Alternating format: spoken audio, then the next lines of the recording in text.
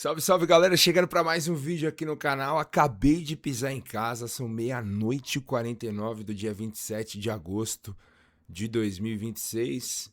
Feliz aniversário para o amor de nossas vidas, Sociedade Esportiva Palmeiras, sempre pelo Verdão, sempre pelo pé no peito. E começa esse vídeo exaltando o Palmeiras de Flaco Lopes. O Palmeiras de Flaco Lopes. Este é o sobrenome deste time, que hoje, ainda não dormi, perdeu a oportunidade de aplicar, quiçá, uma goleada histórica para cima do Santos.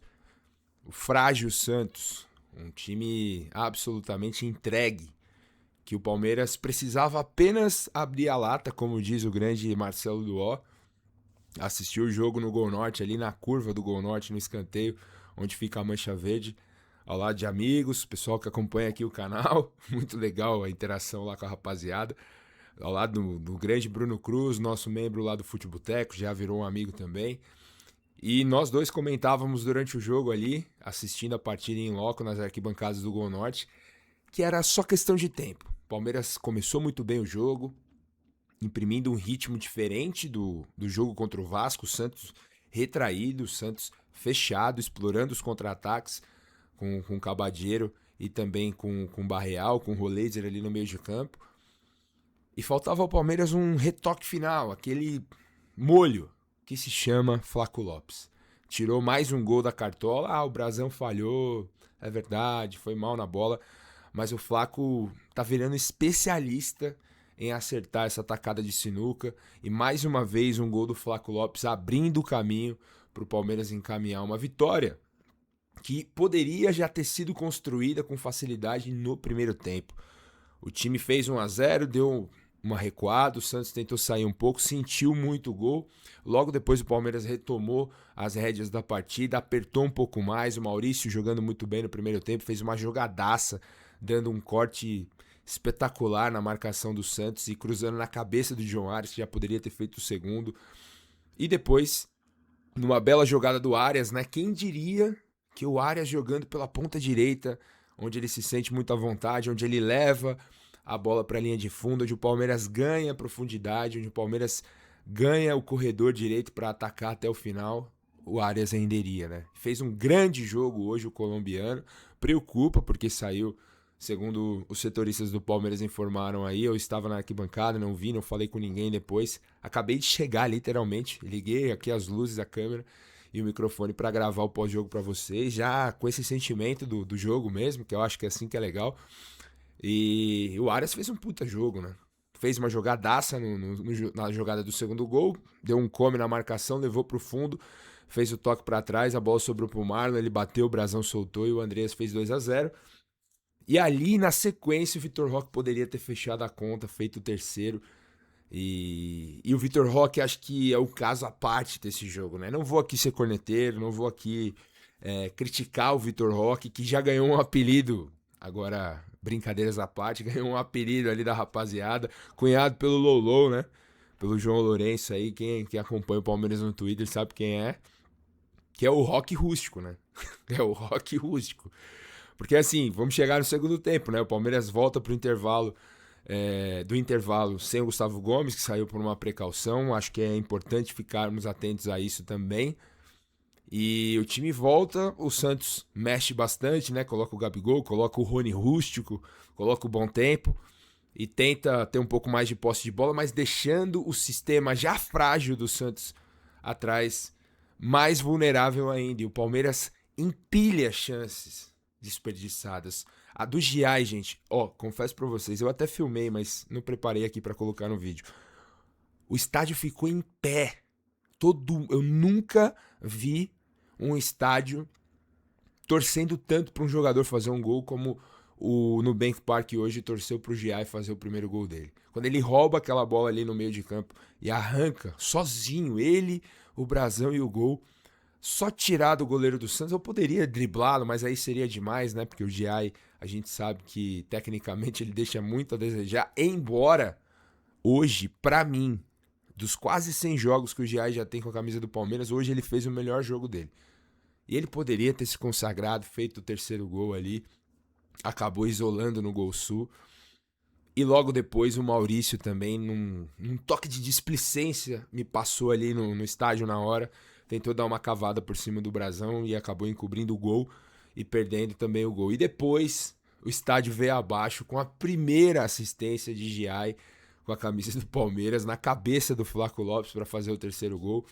E depois ainda teve uma jogadaça de craque do John Arias num drible à la Bergkamp, um drible, uma meia-lua em cima do marcador, depois deu outra meia-lua e poderia ter chutado, se consagrado, mas foi solidário, fez o passe para trás para o Vitor Roque chegar batendo, o Vitor Roque dominou e finalizou muito mal, ainda não aproveitou o rebote, depois a sequência da jogada também o Palmeiras desperdiçou, se eu não me engano, com o Piquerez, e esse foi o retrato do jogo. O Palmeiras encontrou uma facilidade absurda num jogo de mata-mata, num jogo em que, esse é o aspecto positivo para mim, o Palmeiras encarou como um jogo decisivo. Essa era a minha preocupação no pré-jogo. Cheguei ali nas Alamedas por volta das 8 da noite, conversando com alguns amigos, e o pessoal perguntou, e aí, Felipão, qual a sua expectativa pro jogo? Eu falei, cara, tem que encarar como uma decisão.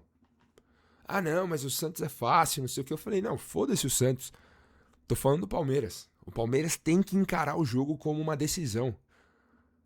Tem que chutar, tem que criar volume, tem que ganhar escanteio, tem que ganhar a falta perto da área. E foi tudo isso que aconteceu no primeiro tempo. O Palmeiras criou volume de jogo. Eu já falei aqui nesse canal. Isso que eu tava sentindo falta do Palmeiras nos jogos como mandante no Bank Park. Criar volume, mostrar quem manda, ter as rédeas da partida. E foi isso que a gente viu hoje nesse mata-mata contra o Santos. O Palmeiras fez o que tem que fazer contra uma equipe fraca. Botou força máxima, botou seus melhores jogadores. Hoje, com uma linha de 4, o Giai muito mais como um lateral, Murilo, Gomes, Piquerez como lateral. Aquilo que a gente fala, lateral é lateral, zagueiro é zagueiro, meio campo é meio campo, volante é volante, meia é meia, atacante é atacante. Não precisa ficar inventando, Abel. Não precisa ficar inventando, basta você fazer o simples.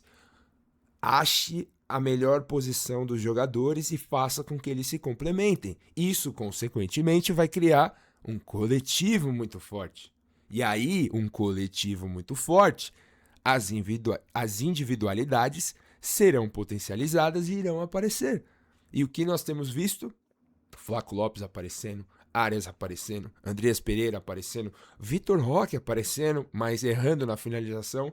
Foi aplaudido pela torcida, mas ficou essa pulga atrás da orelha, né? Pô, o nosso 9 não tá bem, o Roque precisa entrar, precisa voltar, precisa pegar ritmo. Mas pra mim, eu, Felipe, ainda não vou abrir aqui o armário das cornetas e começar a criticar o Vitor Roque. Eu brinquei aqui que o apelido Roque Rústico já tá soando por algumas pessoas ali, se conversa, pessoal, Roque Rústico, já tá pegando. Mas camisa 9, gente, é aquele velho chavão do futebol. Camisa 9 precisa de confiança, precisa fazer 1, 2 para pegar confiança. E foi assim que aconteceu com o Vitor Roque no ano passado. Fez 1, fez 2 e depois engrenou no segundo semestre e virou um dos pilares ofensivos do Palmeiras. Então, vamos ter calma, porque em contrapartida, o Roque tá mal, mas o companheiro dele de ataque, o Flaco Lopes, é o melhor jogador do Brasil hoje. E não é só de hoje, né? A temporada do Flaco diz por si só. Os números absurdos, os gols importantes que ele faz sempre para abrir o placar, as assistências que ele dá, as grandes chances criadas que ele tem aí no seu currículo nessa temporada. Então, é o Palmeiras do Flaco Lopes. Quem diria, né? Quem diria? Aquele cara que a gente achou e cornetava muito, pelo menos eu, cornetava muito o Abel de colocá-lo como 9, e achava, pô, esse cara não é argentino, esse cara tem um sangue hondurenho, esse cara não tem raça, esse cara não sabe jogar de costa, ele não é 9. Quem diria, né?